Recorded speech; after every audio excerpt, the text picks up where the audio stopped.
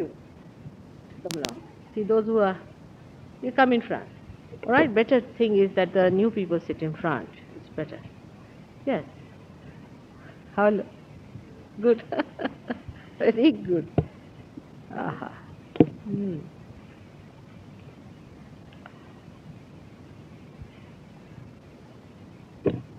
So, I would like to give you a little idea about this picture that we have in front of us. Now, whom we call as God Almighty, the one who is eternal, who doesn't incarnate, who is all the time there, watching the play of his power, the primordial mother, is manifested through her power into his three aspects here clearly within ourselves and within the primordial being who is the ultimate which all the created people have to reach. Now, there's a difference between the two, the Almighty, God as you call him, the one who never incarnates, and the one who incarnates on this earth and occupies a position like this, just like a human being. And he's called as a primordial being, or you can say the Virata, you can call him the Virat. Actually, though he's called as primordial being, he is an aspect of God. So these are two things, if you understand, I will be able to explain to you how the aspects of God are expressed in us.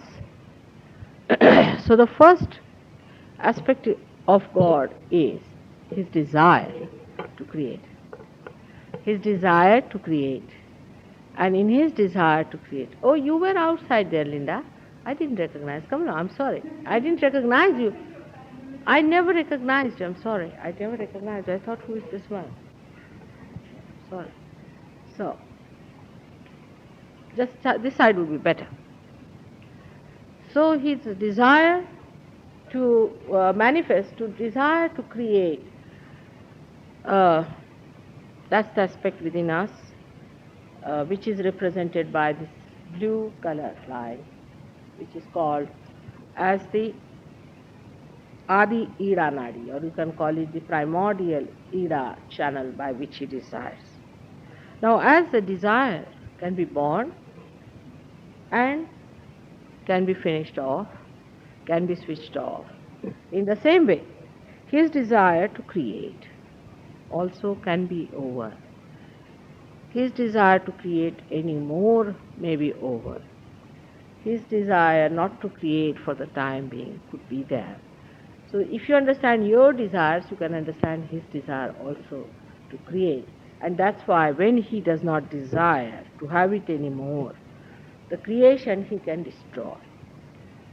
So he is the one through which we exist and through which we are destroyed too. So he is the one who manifests existence and destruction of creation. That's why he's called as destroyer. This aspect is represented by the principle of Shiva, which never incarnates, because this principle is the one which is the germ, which is the beginning and which is the end of everything. Like a seed becomes the seed ultimately, in the same way, this Shiva Tattva, this principle of Shiva, germinates, creates, and then it again becomes the same principle. That's why the principle of Shiva never changes. It is called as Shiva means it is permanent, it is eternal. The rest of them go into manifestations.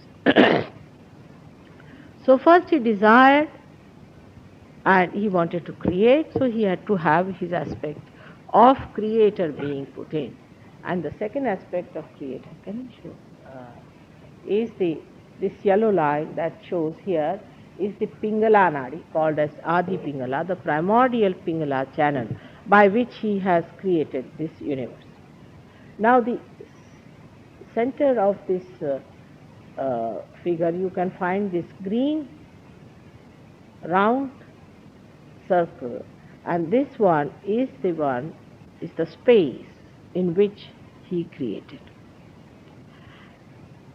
He created in this space, and that's why this space is called as Bhavasagara. Is the uh, ocean of creation. Bhava is the one that is created. Bhu Bhava means the one, exactly, it is the one that is done. Bhava is done, means created. So the creator then produces all the stars and all the galaxies, solar plexus, lunar plexuses, all the so-called mandalas. He does all that work. But as you would say that first of all, this blue line, if you follow it up, goes absolutely to the first center here. Now this line represents, though it manifests the Shiva principle, it is manifested, or you can say it's carried on through the power of Shiva, that is known as Mahakali. That's the power of Mahakali. It descends up to the lowest point there, which is the first center that is created by Mahakali herself. And this center is called as the Muladhara Chakra.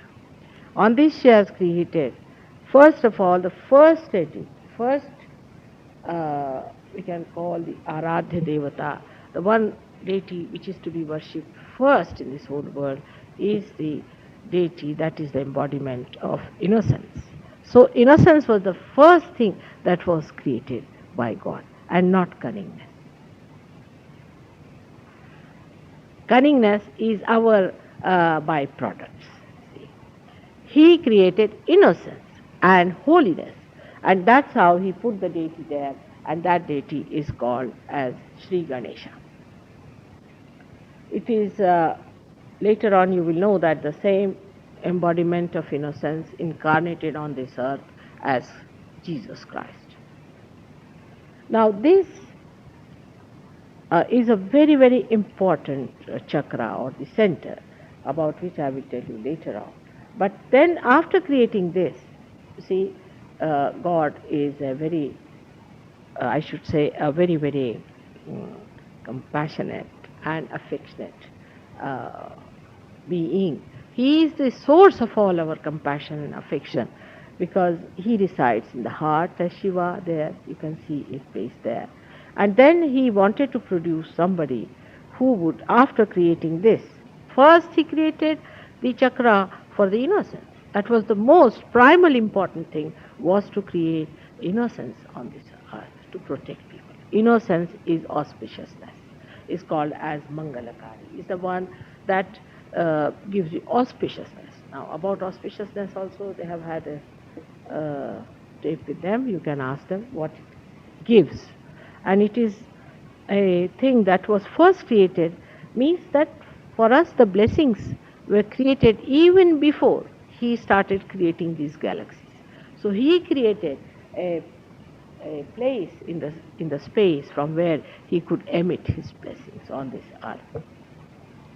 So secondly, then he before even creating the creator, he just thought, let me put him up, let me have another aspect manifested, which is the center path from the center path, which is known as the Sushumna, is the center path of sustenance of your dharma. Before creating anything else, he created this one, because this is the center of seeking, is the center of seeking. And this seeking was created even from the smallest of animals, you know. When amoeba was created, he had a seeking, otherwise he would never have evolved. And of course the seeking changed its mode and its tone, but there was a seeking first implanted at that point, and for that he had to create a deity of his aspect of sustenance, which was called as Sri Vishnu. His power is Mahalakshmi, which is that channel, is the central power. Now the third one that he created out of it actually, okay, is that from here, what he did first of all, from here, he went forward and from here to this line, and this after this line, just like a and both of them do is very much similar because just and the creator is the and this power is called as the power of Maha Saraswati. So you have got three powers of Maha Kali, Maha Saraswati and Mahalakshmi.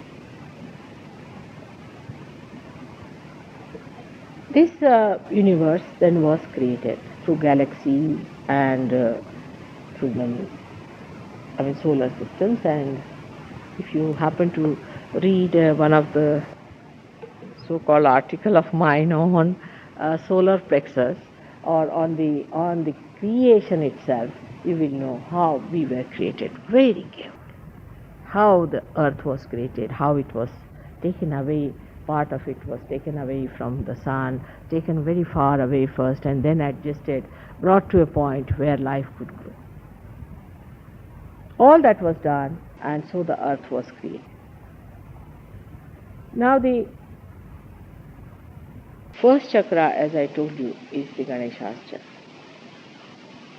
Now this chakra is most important for us because this is the center of Sri Ganesh, who is the son of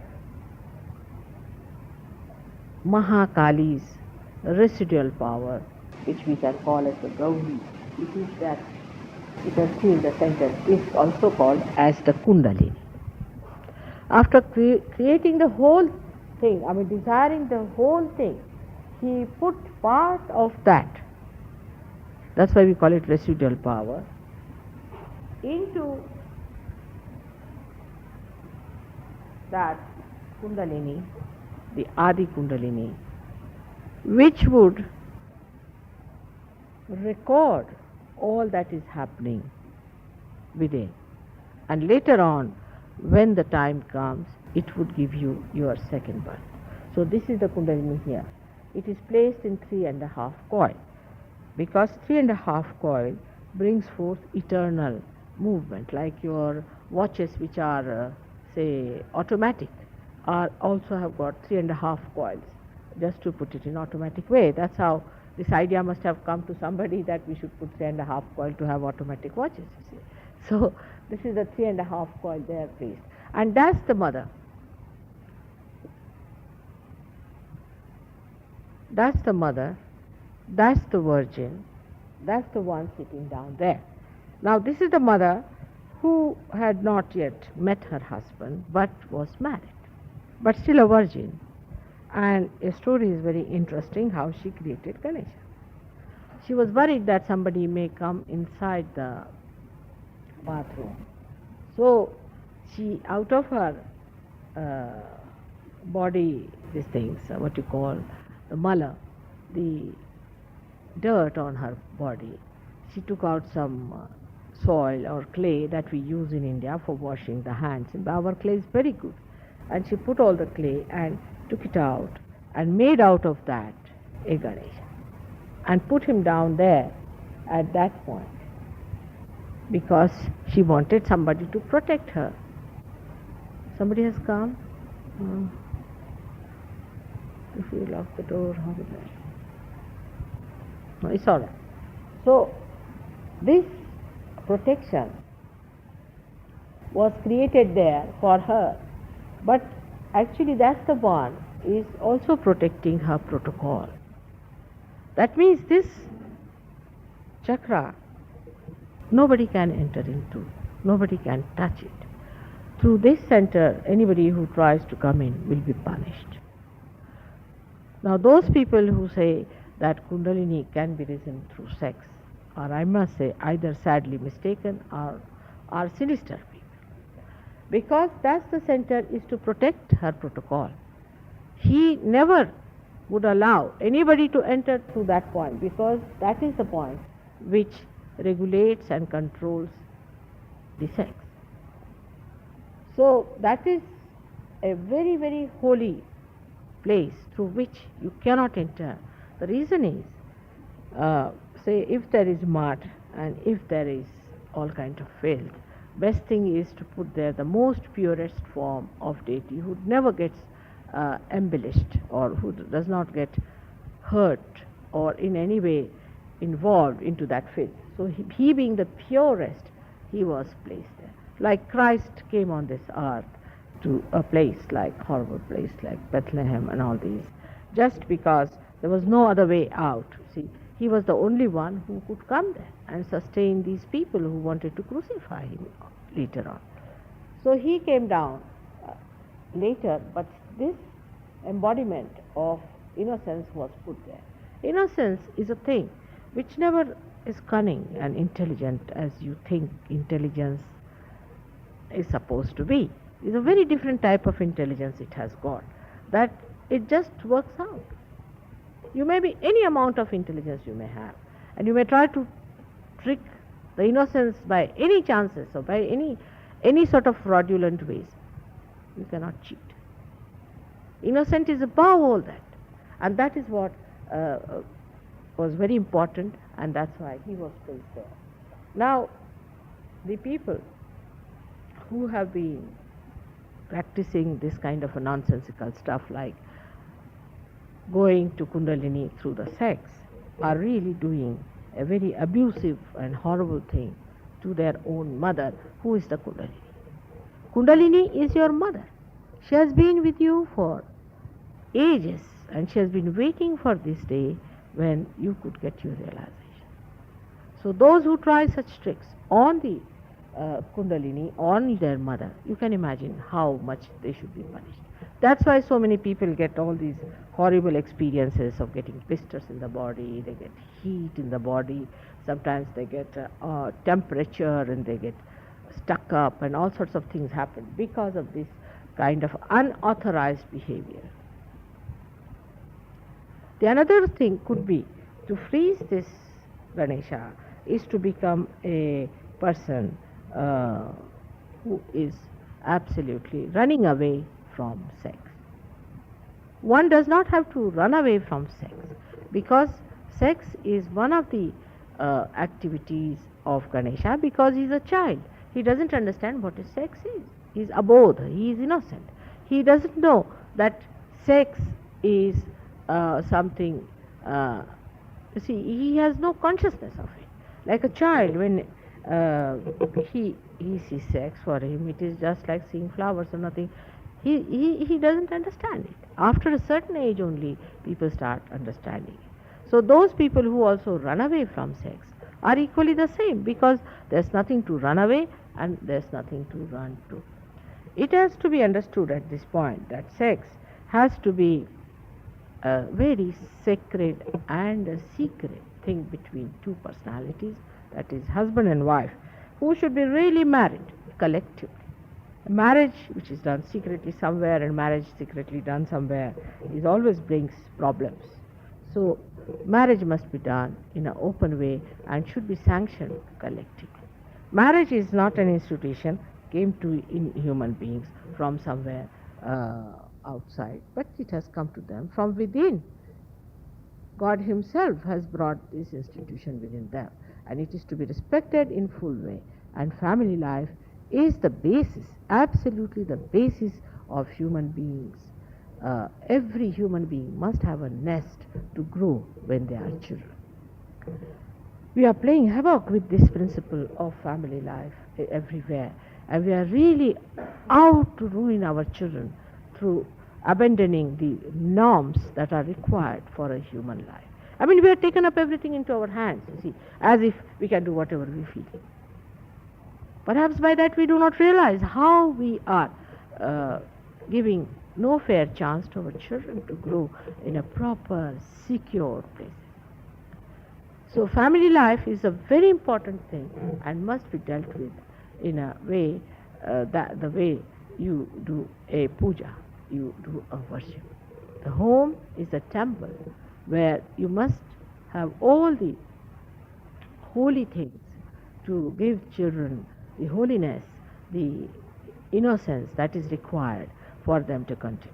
Here, if you find now the children are so precocious, sometimes you're shocked the way they are precocious because the parents talk all these things in their presence and they say, what's wrong? Like you are teaching children about sex. What is there to teach? I really can't understand. What is there to teach? Every dog, all these birds, everybody, they know what is sex. Now human beings need a teaching out of it. Indians who are supposed to be most uneducated people, they are doing much better than all of you are doing here. It beats me to understand how your people start thinking about teaching everything, even sex.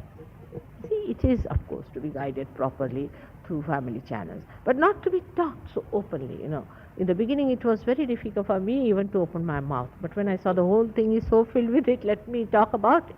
Because it is not to be taught, it is not to be mentioned. It's a very sacred thing between husband and wife and to be kept as sacred. But if you excite it too much from the childhood, you give ideas and all that. You see, unnaturally, people are brought up in that way into a very unnatural atmosphere and you become nothing but a sex point. The amount of, importance is given to sex life, as if they are important.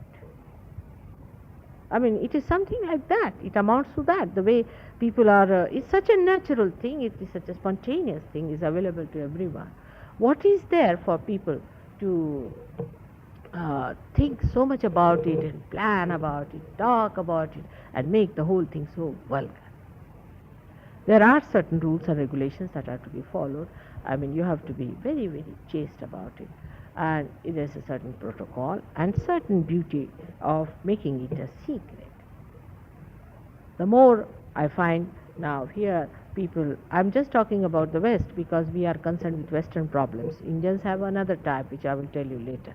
They have another horrible types of problems, but this is another type we have. Like we find two people going up the escalator, they must kiss, they shouldn't miss one point even. Every step they must go on kissing. All right. And where are you going? To the divorce court. That's what it is. It's so absurd. There is no deep understanding of the marriage institution. We cannot exist without marriage institution.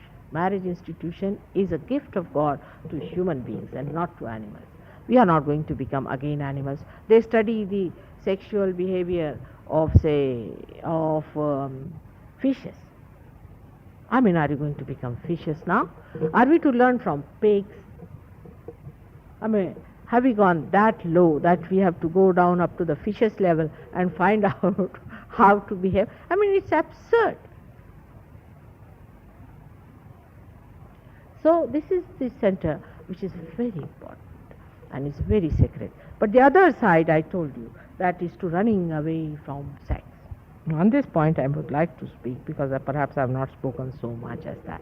This is another craze that people have, is to suppress the sex, is to have nunneries, to have places where the fathers are living in a very unnatural manner. Create situations where there is no husband-wife relation existing. I would say Navy has this problem too, and thank God now Navy has decided to have women on board and the wives on board, and actually it is working wonders because they are very good husbands. People have found out, and it gives them some chance to exist normally. Imagine that every port you get some new girl and into a complication, fighting with another, all sorts of problems come up. This multi women business is going to make you mad. To live with one woman itself is sufficient, but to have many women is much more dangerous. So the another thing starts. See, human beings are like that. If they cannot, they'll go one side. Complete indulgences, they'll have 10 women, get hit, beaten up, finished by that, absolutely broken up, becoming insolvent. Ultimately, they are left like that. Then they become sadhus to the other end. They become the sadhus, and the sadhus start, you see, then give up sex, have nothing to do, don't see a woman, just you can't bear her. See, this is madness. Why go from one extreme to another extreme? Why not see it in a poised and a proper manner? That marriage is important, husband wife is an important thing, but that's not the end of life there also. But still, running away from it is something one cannot explain. Otherwise, why God has made you women and men? One should understand about it. And secondly, those who run away like that. I mean, if the women run away, God save this world. But if men run away, what do they get? You see, they run away from a to another style. And what happens with that? You just have a look here. This is a of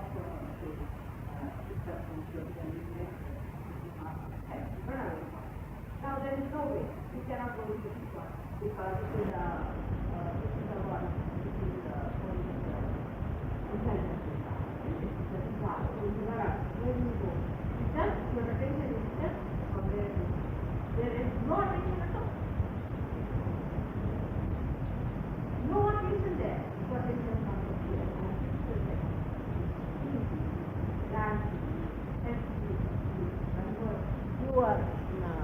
Your fat into proper fat which can be consumed by brain. So as soon as you do that, you start thinking about sex. That is what it is. People are not spontaneous, but they are thinking. They'll plan out about it, everything is planned out, and then what happens? You start thinking about it, but you don't have any sex. So the people who say we are nuns, they are thinking about it all the time. But they do not have the actual thing which should be done. It would be something like eating food with your nose. Try to push your food through your nose. You see that there is no thinking needed for this, and you start thinking about it. So they start thinking. How can they get rid of it? You just tell. There's no sublimation, so-called sublimation and all that nonsense. There is no chance of sublimation. Only the attention will move. How will you sublimate this part when there is a barrier here? And this one is just a special one sitting there with a big rod in his hand. We call it as the parasha. How do you cross that point? You cannot just cross it. So what you do, you remove your attention from there and put it there. Now this is the one which we call as the also called as the sun, or the sun. So you move towards the sun, and that's why people are such of sun.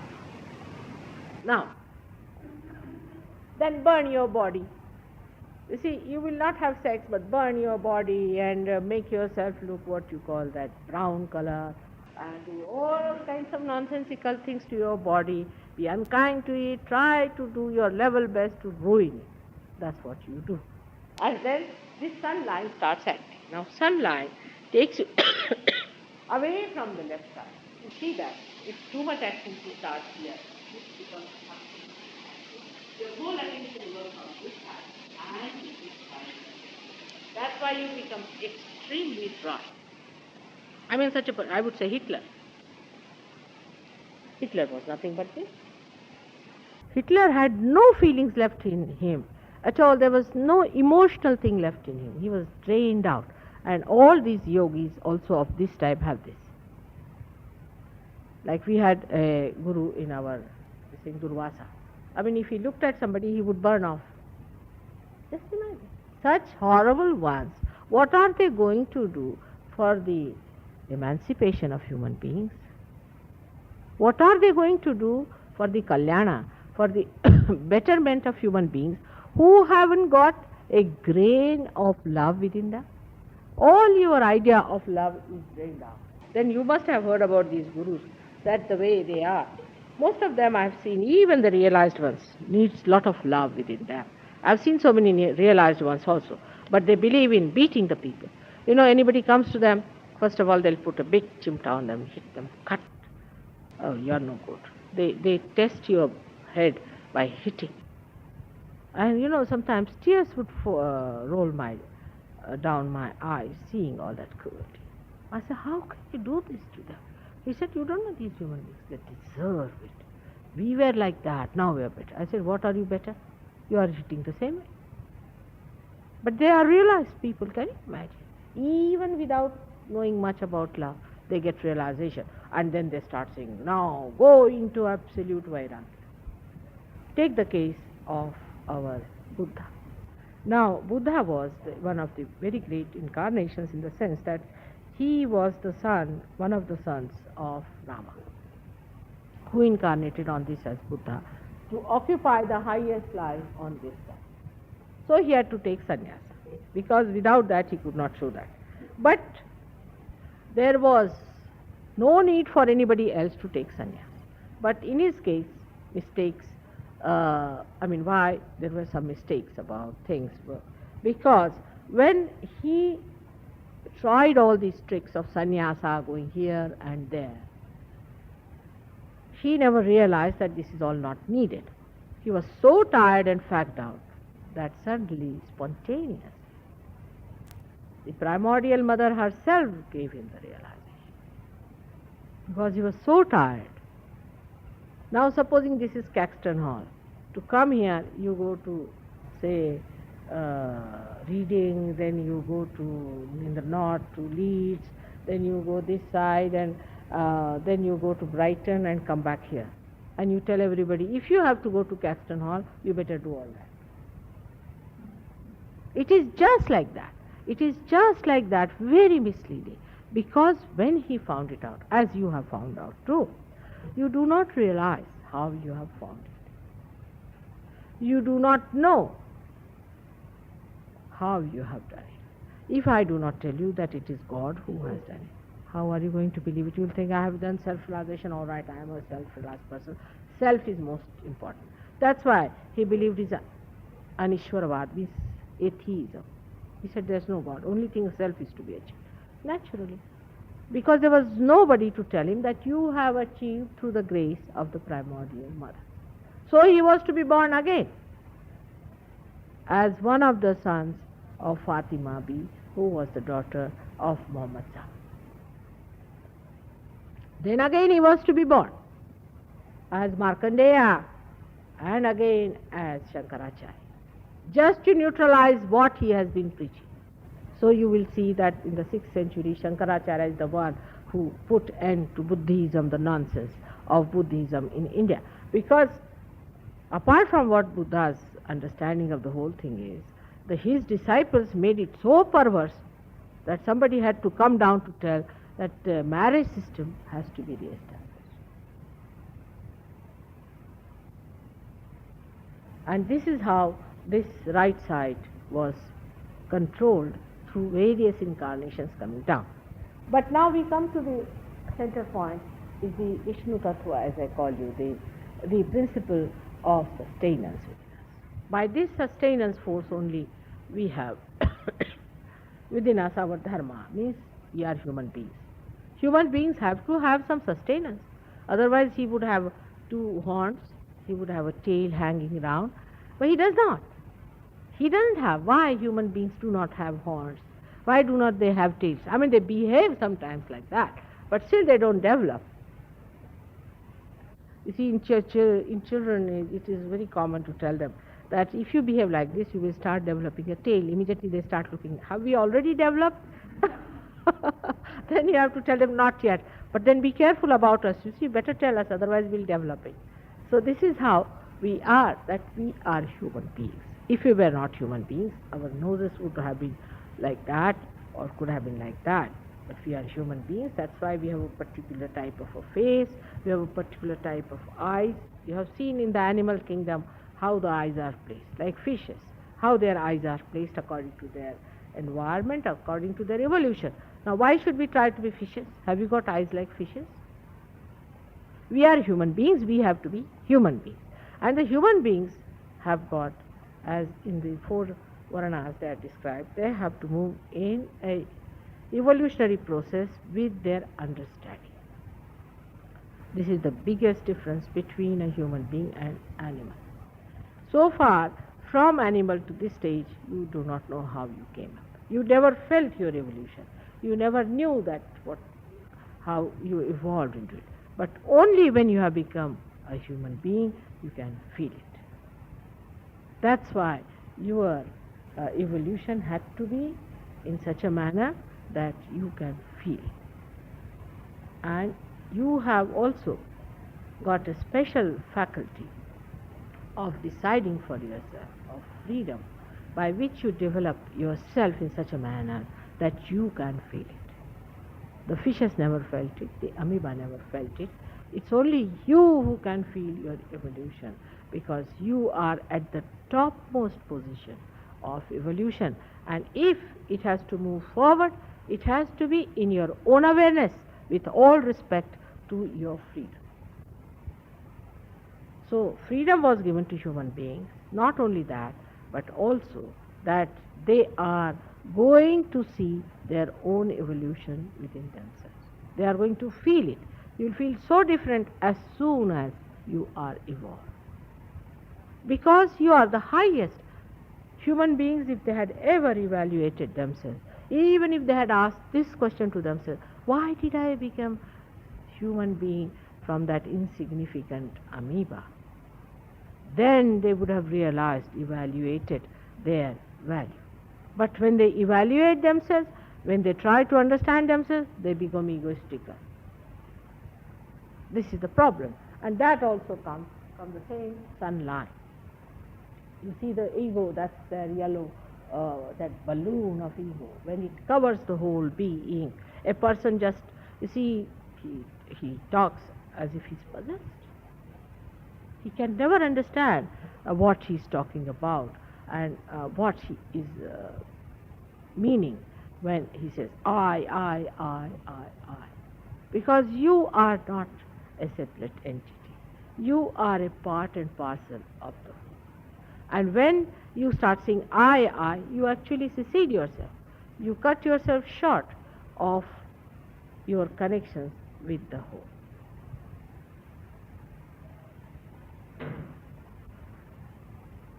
With this understanding, if you see here, the center chakra, which is what we call the Nabhi chakra, here the sustenance was established. And through its establishment, the seed for your evolution was created. So we evolve through our sustenance, through our evolutionary process, by which we have a complete incarnation of this principle of Vishnu, is Krishna, who is placed there. So, from this Vishnu Tattva, when you go around the Bhavasagara, till that point, you are still trying to come out of it. And at this point, you come out. And here is this concept. Normally, this place is occupied by the deity of which comes from here, normally.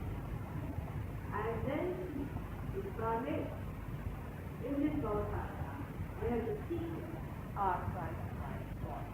Because every time the seekers tried to find God, there were evil forces which tried to put it down.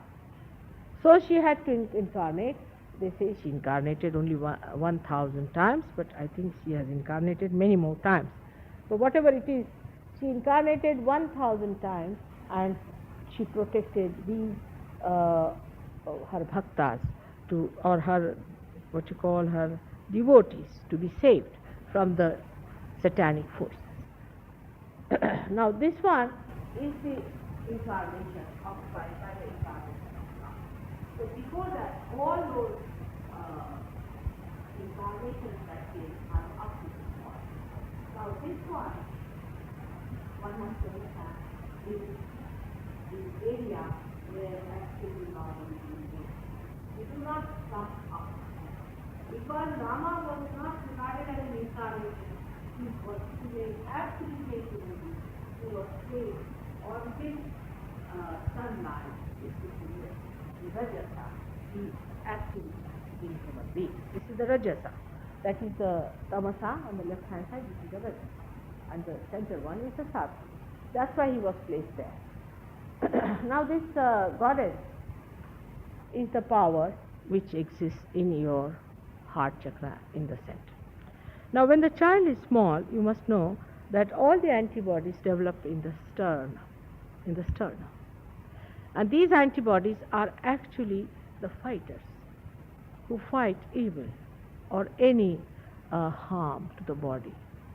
These bodies, what you call these antibodies, spread to the whole being, and after say 12 years or so, they start acting automatically, or you can say even spontaneously. Sometimes they are on their own because they are trained in this area, in the sternum area, how to fight the disease, how to fight the outward invasions. Even the mental trouble which comes to you comes through some sort of a satanic force, which can be in a very in the form of a small lacunae, and then they attack them, and that's how they work out. So this is in the sternum here is placed the power of the Durga, or you can call the mother of this earth, Jagadamba. She is the one who is the mother of this earth, and her power comes from the back here, where you have a center called as the Hridaya chakra, but we can say that it looks after the cardiac plexus in the human beings. So those people who have got, say, asthma are suffering from the same. Those women who have got, say, breast cancer have suffering from the same, means this sense of insecurity. If you have sense of insecurity, then these lungs start breathing fast. You have seen suddenly if you meet with fear, you get that breathing very fast in you. And this breathing is denoting or is pointing out to some sort of a fear that is working within you. It could be due to previous conditionings, or could be immediate, but this center starts working, breathing starts moving at a very high speed, and that is the sign of the center that it starts emitting power of protection when you start breathing heavily. But it is automatically done, and the women who suffer from sense of insecurity get breast cancer, and that also this is the center. While I will be talking to you about various diseases, how we can cure through SahajaYoga, then I'll tell you more about it. Now the highest point of this sustenance is here, just here. When man raised his head upward, this is the point where Sri Krishna, the highest goal of human evolution, reached its completion, Purnatva. At that time, we should say that when we raised our heads up, he established himself in our Vishuddhi Chakra. And he is the one who is this primordial being. He is the one who grows into that primordial being. About Sri Krishna also, I will tell you, I think later on, because you can understand he has 16 petals. He has the largest number of petals, which in physical way look after your ear, nose, throat, these mastoid muscles and teeth and all this portion. Apart from that, if you notice it, that this ego and superego, you see, actually they do not rise that high up. They rise from here, it starts. From this center only the pumping starts. The pumping starts from this center, and this center of either or but they pass around this center, which is called as the other.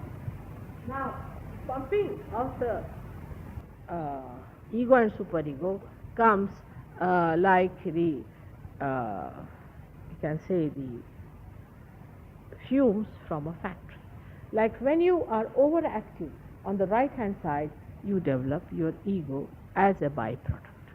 If somebody says, I have no ego, it's wrong. Not possible. There is all the time ego within you.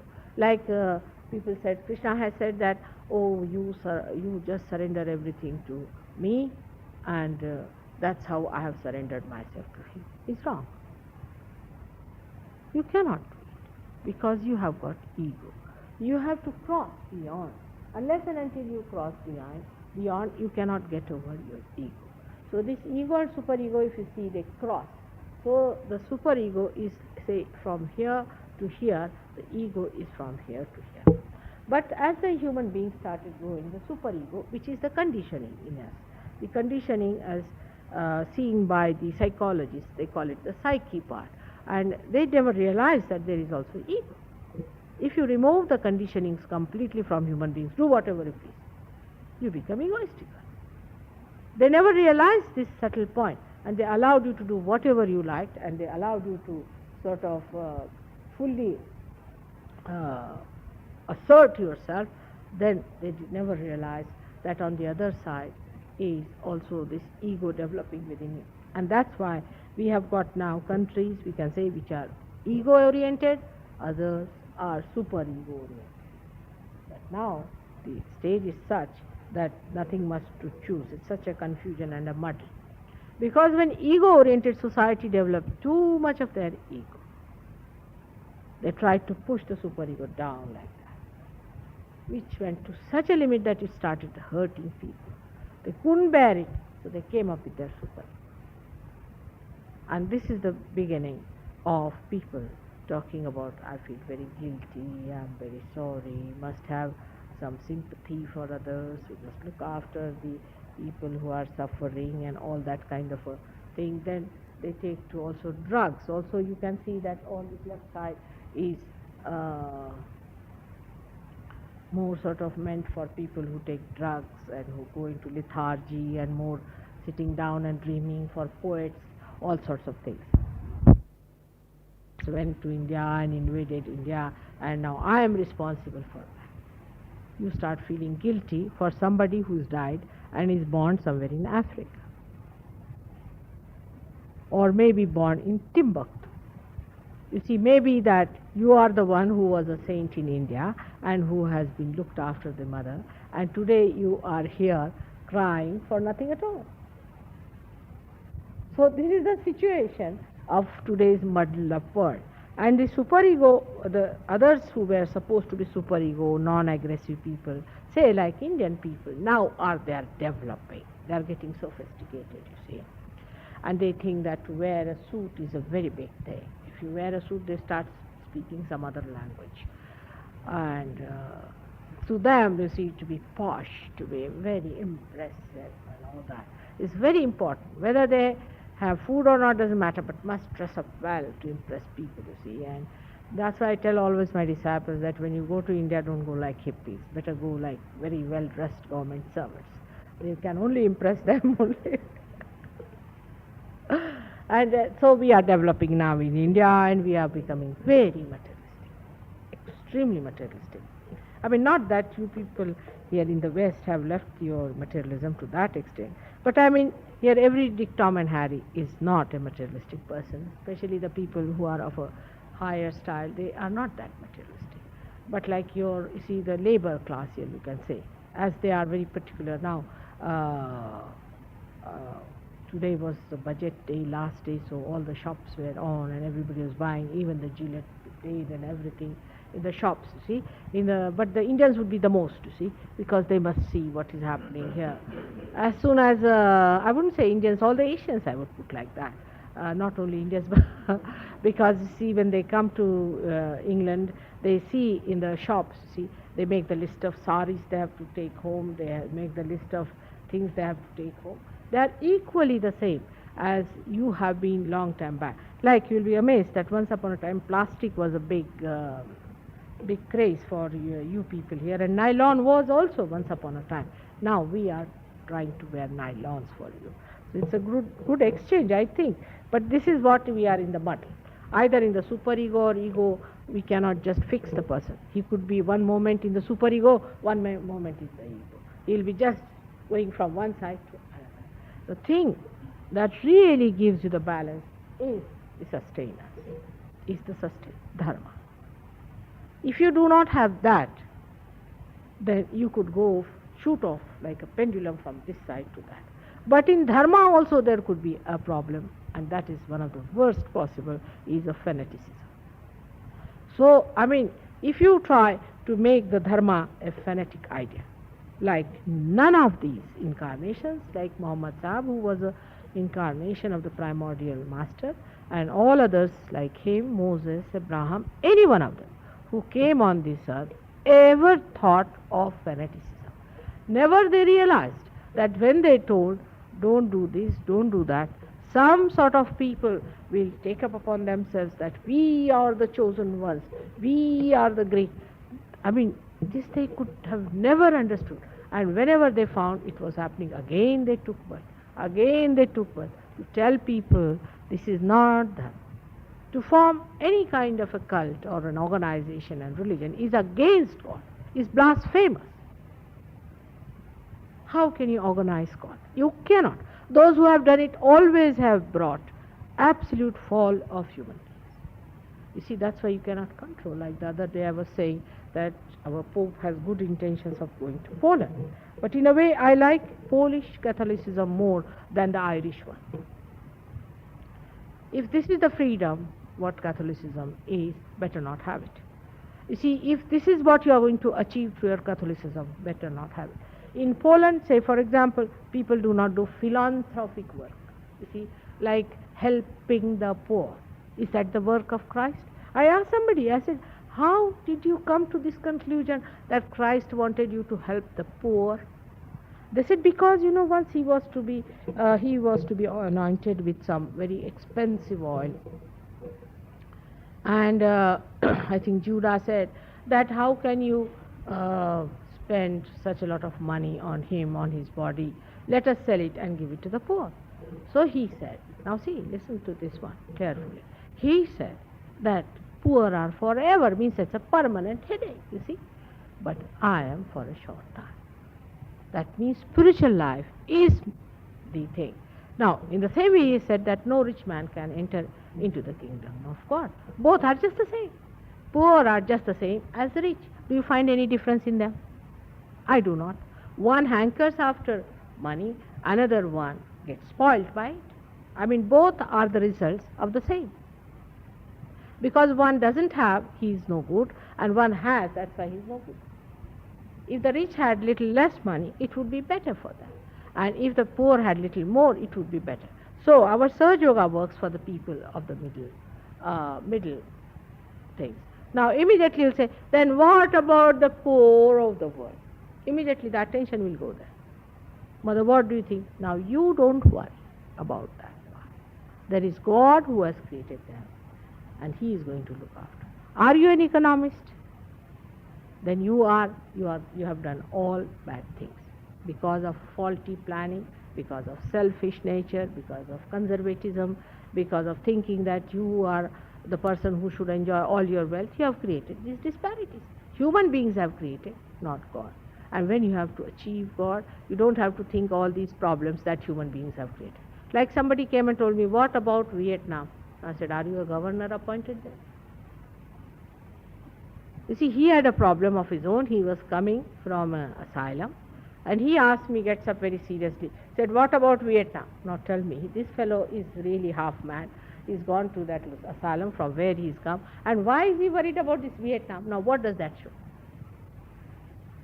How is he going to help Vietnam? This is how the attention of human beings move. What you have to do is to achieve that within yourself, your own powers. Everyone has to achieve that power. If you are poor, you can achieve it. What is poverty? It's just mental idea. It is poverty. You see, for people I've seen horrible people who are supposed to be rich, just like beggars, I tell you. Absolutely beggars. Even if they could get out of you a one torn handkerchief, they'll be very happy. Horrible people. I don't know what riches. It has not gone even skinned in. Even I would tell you that if you put so many pounds just posted on a donkey, he would look better than these people are. It has not touched them at all, you see. And the way they talk, you know how the people are, how licentious they are, how permissive they are, how careless they are about their children, how they are irresponsible, how they are killing others just to save their reputation. I mean, there's nothing that they cannot do. Same with poorer people. They are just the same. You see, if you go and talk to them now, our Maria had this thing. They said, we want this Jaman to be cured by Mataji, but we are not going to believe in God. Now what can you say to them? Only you can say, take 2 running jumps and go to hell. That's what it is meant for such horrible people. They want to take advantage of God's power, and we don't believe in God. See, this is poverty. And the poorer they are, the worse they are in their arrogance, in their assertions, in their asking. They don't want to do any work, they want to have this, they want to have that. All these things will be only explained once they achieve God. Otherwise they will not know. They all must rise. I mean, that the way the churches have now become nothing but union offices. Labor union offices. See, poor people go there and confess to the priest. Now, it's madness. He cannot do anything to them. What is he after all? He himself is an ordinary human being. Ordained. Which by whom? God has ordained you. Or who has ordained you? All such organizations will only create headaches and people who have got nothing but some sort of an idea that there's something great. So you ask anyone, what are you? I'm a Catholic. What does that mean? I'm a, what you call that? Church of England. No? In India, especially the Indian Christians. If somebody is from Church of England, he will not look at the person from Church of Scotland. You should see Indians, you see, when they are Christians. You must see the way they are. Oh, we don't talk to them. I said, why? Because they're from Church of Scotland, or Presbyterians, you see, or Lutherans. So according to them, they are the highest because Church of England. Now they must come and see the condition of Church of England to understand. You see, this is the trouble. It is really, I tell you, like lunatic people. It's absolutely like lunatic people. They are brainwashed completely. And by that they are not going to achieve anything. We have to achieve the reality. We have to know that we have to achieve. For that we have to stand by reality, face it moment and moment, and then the enjoyment of reality will be uncovered and will be absolutely manifested within. But we have to stand by reality and not go by thinking, I think Mataji you were wrong there. I said, where was I wrong? Because you told us this and that's why I was wrong. I said, how do you know? I feel that way. Now how can you feel about what I'm thinking or what I'm saying? You have to then understand rationally. But when I say rationally, do you understand? Rationally I understand, but I don't feel that way. Now what is this feel? See, a thing which is told to you rationally must be understood rationally. And whatever is to be felt through heart. But they will feel a rational thing and they will think about the love. It is something absurd. That's why it is crazy. The attitude itself is crazy. So open out yourself, because there is an invitation. There is a great invitation for you to enter into that kingdom of God which is promised to you. You must know that God has created this earth. He has created you. He is not going to allow His creation to be destroyed, will He? What are you worried about? He is the one who is going to take you across. He is the one who is going to tell you each and everything that He has, to possess all the beauties, all the blessings that He has, to enjoy them. He is going to do everything for you. But when the boat is crossing, keep quiet. Don't run here and there. All the time the children are running from here and there. You go on catching them, come along, come along. Sometimes even they get drowned. Just keep quiet. Everybody is going to get it. Everybody is going to be taken into it. And everybody is going to enjoy it. For today, I think it was quite a lecture, though I have told you that Christ is on this chakra has come, and that is the last chakra of Sahasrara, which opened on the 5th of May in India in 1970. And since then, the new awareness has started dawning into people. The vibrations have started flowing, And it's a very great thing that you are born at this time, and you are the people, the foundations. You are the people who are going to receive it completely. I don't know about the future, what is going to happen to the future and all that, but I'm sure it is going to work out. And in this London, London, which is, I have always said, is the heart of the universe, we are going to do it with great understanding of the problems of the whole world. If heart is all right, everything will be all right, because through it everything is going to circulate and going to improve and going to nurture and going to develop this beautiful universe that God has created for us. But first thing you must know is to give up all your misidentifications and do not go on hankering on to them and again getting identifying yourself with them, but keep a complete alert attention on your progress in SahajaYoga. I'm sure it is going to work out. May God bless you all. Thank you.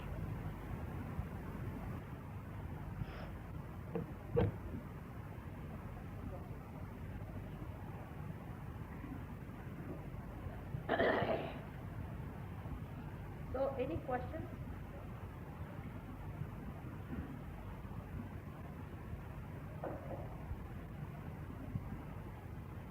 Now, ask questions which are related to this lecture of mine.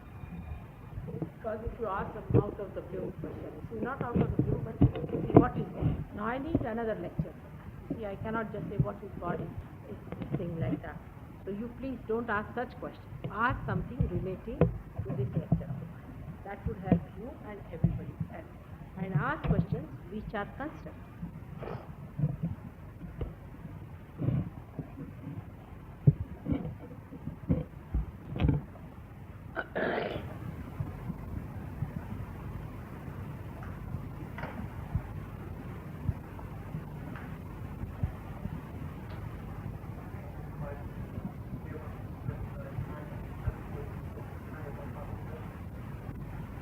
That happened, that is the day when the Ama realization was established.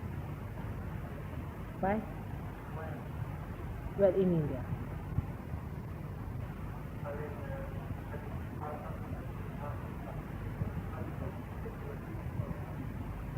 It happened in my brain. And it happened on a seashore in India. And I saw it. And of course I will tell you sometime how beautifully it worked out and how beautiful it was.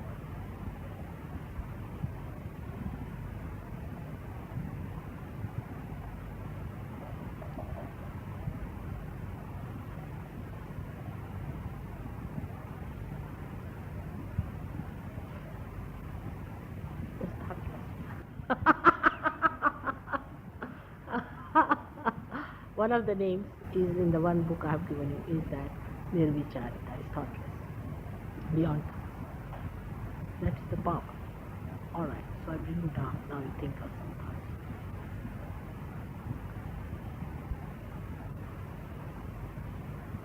Sinda, you cannot. Can you? Try.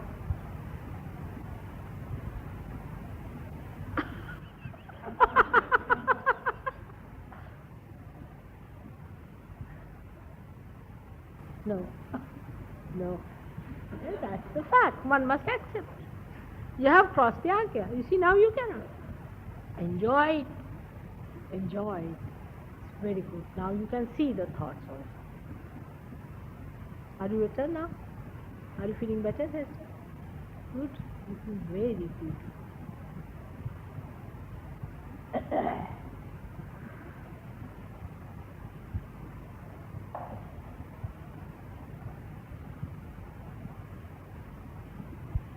Enjoy. Just enjoy. Forget it. Forget it. We are going to meet again and again and you'll have ample time. But the more you will be meeting, the more you will become thoughtless. The more you will be enjoying the silence. The more you will be going deep into your own silence. Really enjoy. Actually, after realization, you don't even feel bored. You'll be surprised. You'll be sitting for hours together without getting bored. Absolutely without getting bored. And that's how people give up, you see, all these habits of, say, smoking and all those. Because when you are bored, you don't know what to do, so you take to these habits. Just automatic. You are not to be forced, you are not to be told, but once you start enjoying yourself, you just don't do it.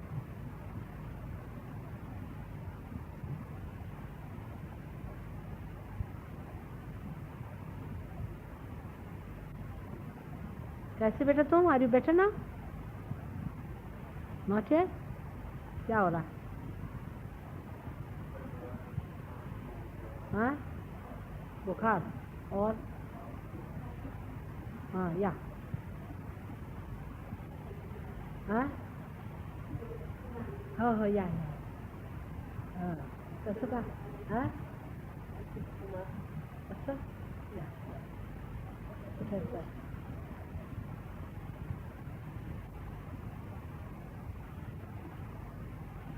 बरं या काय झालं?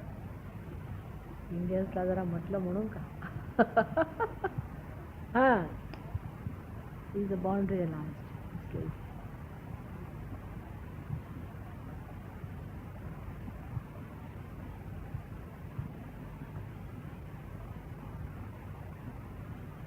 हां, चालेल ठीक आहे. चला माझ्या मध्ये पडेल.